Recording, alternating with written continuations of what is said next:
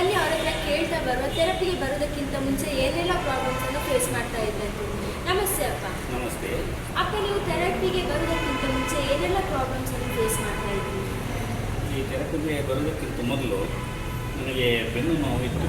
ಅಂದರೆ ನಾನು ಒಂದು 3 ವರ್ಷ ಆಯಿತು. 3 ವರ್ಷದ ಹಿಂದೆ ಇಲ್ಲೇ ಬಿದ್ದು ಆಕ್ಸಿಡೆಂಟ್ ಆಗಿ ಫ್ರ್ಯಾಕ್ಚರ್ ಆಗಿತ್ತು ನನ್ನ ಇದರಲ್ಲಿ ಅಂದರೆ ಕಣ್ಣಲ್ಲಿ. ಹಾಗೆ ನಾನು ಆಗಿದ್ದು ಬೆನ್ನು ನೋವು ತುಂಬ ಸಮಯದಿಂದ ಇತ್ತು.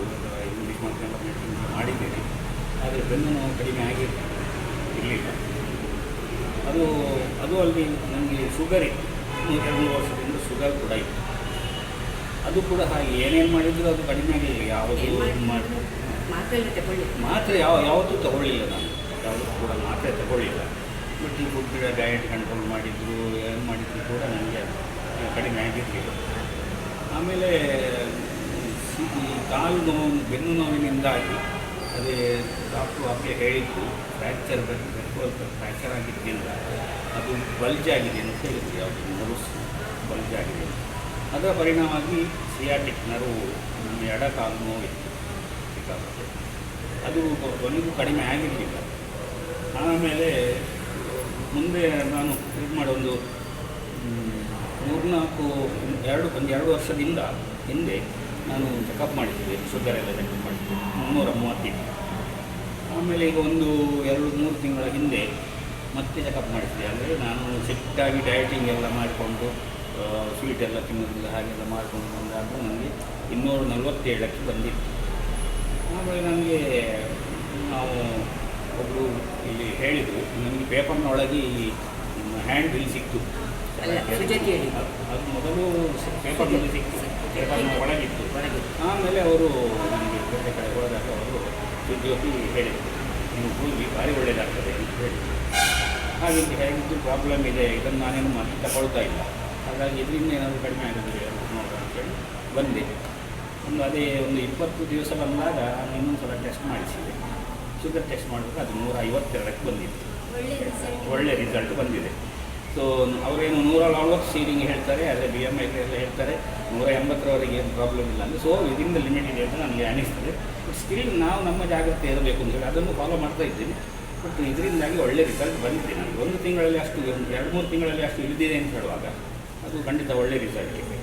ಆಮೇಲೆ ಸಿಯಾಟಿಕ್ ಪ್ರಾಬ್ಲಮ್ಮಿಗೆ ಇದರಲ್ಲಿ ಬೆಡ್ ಮ್ಯಾಟ್ ಮತ್ತು ಆಟೋಮೆಟಿಕ್ ಹೋಗ್ತಾ ಇದ್ದಾರೆ. ಅದರಲ್ಲಿ ಒಳ್ಳೆ ಇದಾಗ್ತಾ ಇದೆ. ಈಗ ಬೆನಿಫಿಟ್ ಇದೆ. ನೋವು ಏನು ಕಂಟಿನ್ಯೂಸ್ ಇರೋದಿಲ್ಲ. ಈಗ ಯಾವಾಗಲೂ ಒಂದೊಂದು ಸಲ ನೋವು ಬರ್ತದೆ. ಅದು ಖಂಡಿತ ಗುಣ ಆಗ್ತದೆ. ಯಾಕಂದರೆ 3 ವರ್ಷದಲ್ಲಿ ಬೆಳೆಸಿದ್ದು ಈಗ ಒಂದೇ ಸಲ ಗುಣ ಆಗಬೇಕಂದ್ರೆ ಹೇಗೆ ಅದಾಗಿಲ್ಲ. ಅದು ನಿಧಾನ ಖಂಡಿತ ಆಗ್ತದೆ ಅಂತ ಭರವಸೆ ಇದೆ. ಅದು ಅಲ್ಲದೆ ಈಗ ವಾಟರ್ ಥೆರಪಿ ಶುರು ಮಾಡಿದ್ದಾರೆ. ವಾಟರ್ ಥೆರಪಿಯಿಂದಾಗಿ ತುಂಬ ಪರಿಣಾಮ ಇದೆ. ಕೆಲವು ಅಡ್ಡ ಪರಿಣಾಮ ಕಾಣ್ತಾ ಇದೆ, ಆದರೆ ಅದು ಸಿಂಪ್ಟಮ್ಸ್ ಅಂತ ರಿಯಾಕ್ಷನ್ ಹಾಗೆ ಒಂದು ಮೋಷನ್ನಲ್ಲಿ ಪ್ರಾಬ್ಲಮ್ ಆಗ್ತದೆ. ಮೋಷನಲ್ಲಿ ಪ್ರಾಬ್ಲಮ್ ಇದ್ದದ್ದು ಈಗ ಸಾಲ್ವ್ ಆಗಿದೆ. 2 ದಿವಸದಿಂದ ಕರೆಕ್ಟ್ ಆಗಿದೆ ಮೋಷನ್ ಎಲ್ಲ. ಈಗ ಇವರಿಗೆ ನೆಕ್ಸ್ಟಿಗೆ ಮೋಷನ್ ಪ್ರಾಬ್ಲಮ್ ಇದೆ, ಅದು ಕರೆಕ್ಟ್ ಆಗ್ಬೋದು ಅಂತ ನನಗೆ ಅದೇನು ಇದಿಲ್ಲ. ಮತ್ತು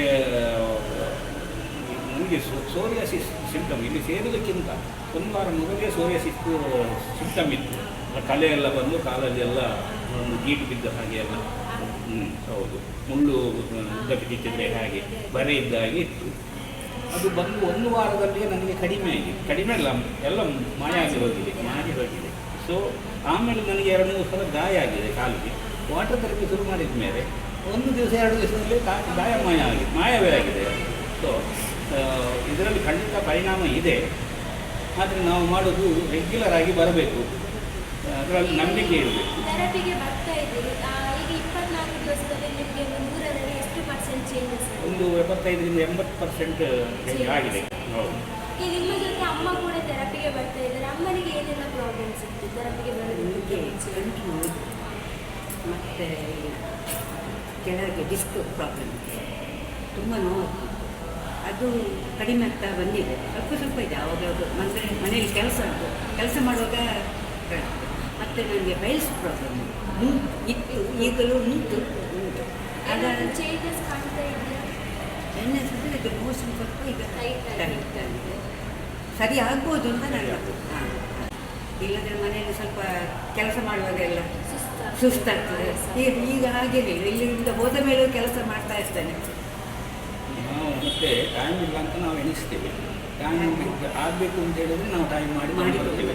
ನಾವು ಫಂಕ್ಷನಿಗೆ ಹೋಗ್ಲಿಕ್ಕೆ ಆಗುವುದಿಲ್ಲ, ಹಾಗೆ ಇಲ್ಲ. ನಾನು ಯಾವ ಊಟನೂ ಬಿಡೋದಿಲ್ಲ. ನಾವು ಎಲ್ಲ ಫಂಕ್ಷನಿಗೆ ಹೋಗ್ತೀವಿ, ಅದರಲ್ಲಿ ಅಡ್ಜಸ್ಟ್ ಮಾಡ್ಕೊಂಡು ಬೆಳಗ್ಗೆ ಫಂಕ್ಷನ್ ಮಧ್ಯಾಹ್ನ ಮೇಲೆ ಬರ್ತೇವೆ, ಮಧ್ಯಾಹ್ನ ಮೇಲೆ ರಾತ್ರಿ ಅಥವಾ ಸಂಜೆ ಏನಾದರೂ ಇದ್ದರೆ ನಾವು ಬೆಳಗ್ಗೆನೇ ಬಂದುಬಿಡ್ತೇವೆ. ಹಾಗೆ ಎಲ್ಲ ಅಡ್ಜಸ್ಟ್ ಮಾಡ್ಕೊಂಡು ಬರಲಿಕ್ಕೆ ಆಗ್ತದೆ. ಎಲ್ಲರಿಗೂ ಮನಸ್ಸು ಮಾಡಿದರೆ ಬರಲಿಕ್ಕೆ ಆಗ್ತದೆ. ಈಗ ಸೆರಾಕೇರ್ನ ತರಬೇತಿ ಬಂದು ಇಷ್ಟೆಲ್ಲ ಚೇಂಜಸ್ ಅನ್ನು ಪಡ್ಕೊಂಡಿದ್ದೀರಿ. ಸೆರಾಕೇರ್ಗೆ ಬರುವವರಿಗೆ ಏನು ಹೇಳಲಿಕ್ಕೆ ಇಷ್ಟಪಡ್ತೀವಿ? ಎಲ್ಲರೂ ಬನ್ನಿ ಅಂತ ಹೇಳ್ತಾರೆ. ನಿಮ್ಮ ಆರೋಗ್ಯವನ್ನು ನೀವು ಕಾಪಾಡಿಕೊಳ್ಬೇಕು. ಅವರೊಂದು ಇಲ್ಲಿ ಇನ್ನೊಂದು ವಿಶೇಷ ಅಂತ ಹೇಳಿದರೆ ಇಲ್ಲಿಯ ಸ್ಟಾಫ್ ತುಂಬ ನಗುಮುಖದಿಂದ ಯಾವಾಗೂ ನಮ್ಮದು ಎಂಟರ್ಟೈನ್ ಮಾಡೋ ಹಾಗೆ ಇರ್ತಾರೆ. ಅವರು ಅಪ್ಪ ಕರೆಯುವ ನಿಜವಾಗಿಯೂ ನಮಗೆ ಮಕ್ಕಳು ಕರೆದ ಹಾಗೆ ಆಗ್ತದೆ. ಅದೊಂದು ಅಟ್ಮಾಸ್ಫಿಯರ್ ಬಹಳ ಚೆನ್ನಾಗಿದೆ. ಹಾಗಾಗಿ ಪ್ರತಿಯೊಬ್ಬರು ಬನ್ನಿ. ಥ್ಯಾಂಕ್ ಯು ಅಪ್ಪ. ನೋಡಿದ್ರಲ್ವಾ, ಸೆರಾಕೇರ್ನ ಥೆರಪಿಯನ್ನು ಪಡ್ಕೊಂಡು ಎಷ್ಟೆಲ್ಲ ರಿಸಲ್ಟನ್ನು ಪಡ್ಕೊಂಡಿದ್ದಾರೆ ಅಂತ ಹೇಳಿ. ನಿಮಗೂ ಕೂಡ ಈ ರೀತಿಯ ರಿಸಲ್ಟ್ ಬೇಕಂತ ಹೇಳಿದರೆ ಈ ಕೂಡಲೇ ನಮ್ಮ ಸೆರಾಕೇರ್ ಪಡೆದುಕೊಳ್ಳಲು ಸಂಭವಿಸಿ. Thank you.